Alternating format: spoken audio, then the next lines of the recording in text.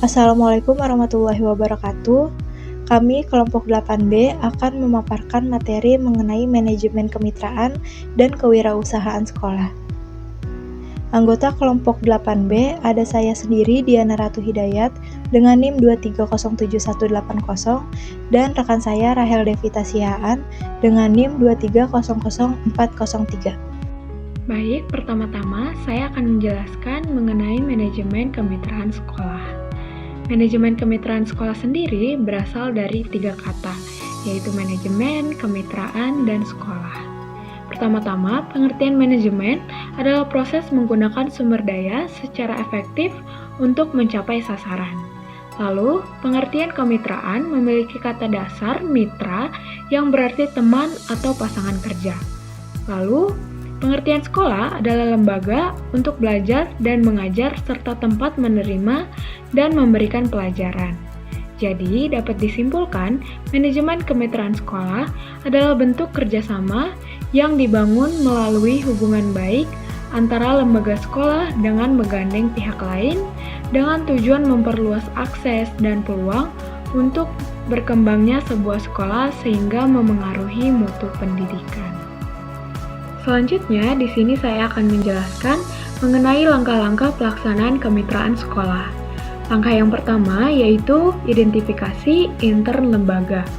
Langkah awal dalam pelaksanaan kemitraan sekolah ini adalah melakukan identifikasi terhadap kebutuhan, kekuatan, kelemahan, serta potensi internal sekolah. Proses ini melibatkan evaluasi sumber daya manusia, fasilitas, program pembelajaran, serta kebutuhan siswa yang dapat dijembatani melalui kemitraan. Dengan demikian, sekolah dapat menentukan aspek mana yang perlu dikembangkan melalui kerjasama dengan pihak eksternal. Lalu, langkah yang kedua yaitu merumuskan aspek yang perlu dimitrakan. Setelah identifikasi internal dilakukan tadi, langkah berikutnya adalah merumuskan aspek-aspek spesifik yang memerlukan dukungan atau pengembangan melalui kemitraan. Aspek-aspek tersebut bisa mencakup pengembangan kompetensi siswa, pelatihan guru, fasilitas pendidikan, atau program ekstrakurikuler. Merumuskan aspek ini dapat membantu sekolah menentukan jenis kemitraan yang dibutuhkan dengan tujuan yang ingin dicapai. Langkah selanjutnya yaitu kesesuaian lembaga dengan calon mitra. Langkah selanjutnya adalah mencari dan mengevaluasi calon mitra yang sesuai dengan kebutuhan sekolah. Calon mitra dapat berupa perusahaan, organisasi, atau lembaga pendidikan lainnya. Penyesuaian ini harus mempertimbangkan visi, misi, dan nilai-nilai yang sejalan antara kedua belah pihak. Selain itu, potensi kontribusi mitra dalam mendukung tujuan pendidikan di sekolah juga menjadi faktor yang penting. Langkah terakhir yaitu membuat kesepakatan dengan lembaga calon mitra. Setelah calon mitra yang sesuai ditemukan, sekolah dan mitra perlu membuat kesepakatan tertulis yang jelas dan terperinci. Kesepakatan ini mencakup hak dan kewajiban masing-masing pihak, bentuk dukungan yang diberikan, jangka waktu kerjasama, serta mekanisme evaluasi. Kesepakatan ini berfungsi sebagai pedoman pelaksanaan kemitraan untuk memastikan kerjasama berjalan sesuai dengan rencana dan memberikan manfaat bagi semua pihak. Selanjutnya, prinsip-prinsip kemitraan. Yang pertama, keterkaitan visi-misi. Kemitraan hendaknya dibangun atas dasar keterkaitan visi-misi dan tujuan organisasi atau sekolah. Keterkaitan dalam visi dan misi menjadi motivasi dan perekat dalam pola kemitraan tersebut. Yang kedua, kepercayaan. Kepercayaan merupakan suatu hal yang sangat penting, di mana rasa kepercayaan dibutuhkan bagi sekolah dan lembaga yang bermitra. Oleh karena itu, kepercayaan adalah modal dasar dalam membangun jejaring berupa kemitraan. Untuk dapat dipercaya, maka komunikasi yang dibangun harus dilandasi itikat berupa niat yang baik dan menjunjung tinggi kejujuran. Yang ketiga, saling menguntungkan. Kemitraan harus berlandaskan asas saling menguntungkan, karena jika salah satu pihak merasa dirugikan, harmoni kerjasama dapat terganggu. Hubungan yang ideal adalah di mana antara pihak-pihak yang bermitra mampu menciptakan simbiosis mutualisme, di mana semua pihak mendapatkan manfaat yang seimbang dari kontribusi masing-masing. Yang keempat, efisiensi dan efektivitas. Kemitraan yang baik harus mampu meningkatkan efisiensi sumber daya seperti waktu, tenaga, dan biaya tanpa mengurangi kualitas proses ataupun hasil. Efektivitas dapat dicapai melalui sinergi, perencanaan yang baik, dan pembagian tugas yang jelas, sehingga tujuan bersama dapat dicapai lebih cepat dan tepat. Yang kelima, komunikasi timbal balik. Keberadaan komunikasi timbal balik atas dasar saling menghargai satu sama lain dapat dijadikan perekat dalam membangun kerjasama. Komunikasi dua arah memastikan tidak ada dominasi salah satu pihak yang berpotensi merusak harmoni kerjasama. Dan yang keenam, komitmen yang kuat. Kerjasama akan terbangun dengan kuat dan permanen jika ada komitmen satu sama lain terhadap kesepakatan yang telah dibuat bersama. Komitmen ini memastikan hubungan tetap kuat, terarah, dan berkelanjutan. Adapun pola-pola kemitraan, yang pertama pola kerjasama program permagangan atau PKL atau prakerin. Praktik kerja industri mengintegrasikan pembelajaran di sekolah dan di dunia kerja untuk membekali siswa dengan keahlian profesional. Selama program ini, siswa memperoleh pengalaman praktik nyata, adaptasi terhadap lingkungan kerja, dan pengembangan potensi diri. Dengan demikian, program ini tidak hanya meningkatkan keterampilan teknis, tetapi juga membangun kesiapan mental siswa untuk menghadapi dunia kerja.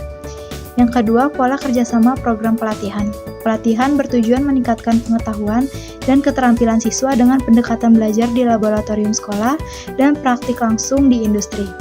Sebelum memulai pelatihan, siswa diberikan bekal berupa pengetahuan dasar dan pengenalan aturan kerja melalui bimbingan dari guru tamu atau instruktur dari industri.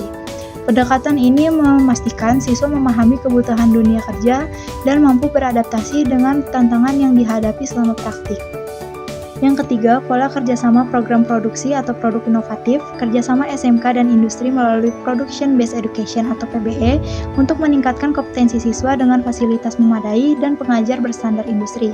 Dalam program ini, siswa terlibat dalam kegiatan produksi nyata yang didukung oleh fasilitas laboratorium yang memadai, serta pengajar yang memiliki standar keahlian setara dengan supervisor industri. Melalui model seperti Teaching Factory atau bekerja sama dengan industri sebagai mitra, program ini memungkinkan siswa untuk mengembangkan keterampilan inovatif yang relevan dengan kebutuhan pasar kerja. Yang keempat, pola kerjasama program penyaluran lulusan. Bertujuan memastikan siswa yang telah lulus dari SMK terserap ke dunia kerja sesuai dengan kompetensi yang diperoleh. Penyaluran lulusan dilakukan melalui kerjasama dengan industri dalam proses rekrutmennya. Hal ini mencakup penyediaan data lulusan, pengakuan kompetensi, dan jaminan bahwa lulusan memiliki kualitas sesuai standar industri. Dengan ini, sekolah dapat membantu lulusan memasuki dunia kerja dengan waktu yang singkat. Selanjutnya, manajemen kewirausahaan di sekolah. Implementasi manajemen kewirausahaan di sekolah bertujuan untuk membentuk manusia secara utuh atau holistik sebagai insan yang memiliki karakter, pemahaman, dan keterampilan sebagai wirausaha.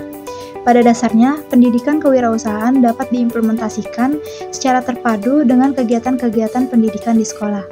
Hal ini penting karena pendidikan kewirausahaan tidak hanya tentang teori bisnis, tetapi juga melatih siswa untuk berpikir kreatif, inovatif, dan mandiri, yang merupakan nilai-nilai esensial dalam dunia kerja dan kehidupan sehari-hari. Selanjutnya, mengenai implementasi kewirausahaan di sekolah, di mana yang pertama itu ada kurikulum intrasekolah. Dalam kurikulum sekolah sendiri, pendidikan kewirausahaan diajarkan sebagai bagian dari mata pelajaran tertentu.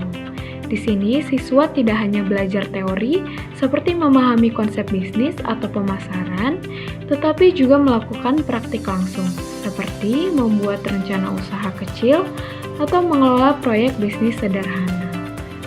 Lalu implementasi yang kedua, yaitu kegiatan pengembangan diri, di mana kewirausahaan juga diterapkan melalui program yang mendukung pengembangan diri siswa, baik yang direncanakan maupun yang spontan. Contohnya adalah kegiatan seperti Business Day, di mana siswa menjual produk atau jasa hasil karya mereka dalam bentuk bazar atau pameran. Tujuannya adalah melatih siswa berpikir kreatif, bekerja sama, dan memahami cara menjalankan usaha secara nyata. Selanjutnya, kita akan membahas mengenai strategi manajemen kewirausahaan di sekolah. Strategi pertama yaitu pengembangan visi dan misi, di mana sekolah perlu memiliki visi dan misi yang jelas dan menarik terkait kewirausahaan. Strategi ini membantu menciptakan tujuan bersama yang menginspirasi siswa, guru, dan seluruh komunitas sekolah untuk membangun budaya kewirausahaan yang berkelanjutan. Lalu, strategi yang kedua yaitu dorongan kreativitas dan inovasi. Kreativitas di sini mendorong munculnya ide-ide segar dari siswa dan guru, seperti menciptakan produk atau layanan baru. Lalu, inovasi kemudian mengubah ide tersebut menjadi sesuatu yang bermanfaat dan memiliki nilai ekonomi atau sosial. Misalnya, proyek usaha siswa yang dapat dijual.